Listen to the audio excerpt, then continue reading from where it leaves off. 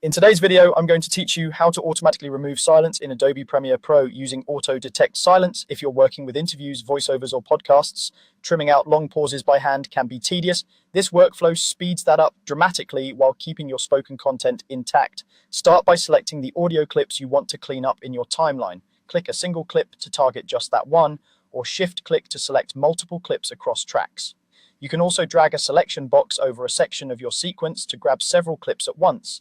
Make sure you're only highlighting the clips you actually want to process. Premiere will apply the detection to whatever is selected. A quick tip here, zoom in a bit so you can clearly see the waveforms and confirm you've got the right material. Next, head up to the top menu and open the sequence menu. From there, choose Auto Detect Silence.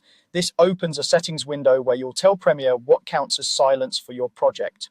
Think of these controls as your way of teaching the software to ignore very quiet parts while keeping anything that sounds like intentional audio. In the settings, set your threshold for silence. This is the volume level measured in decibels below which Premiere will consider the audio to be silent. If your recordings are clean and your voice sits comfortably above the noise floor, a threshold around -35 to -40 decibels is a good starting point. If your environment is noisier, you may need to raise that threshold slightly so the background doesn't register as speech. Then, set a minimum duration for silence. This tells Premiere not to cut out tiny gaps like natural breaths or micro pauses.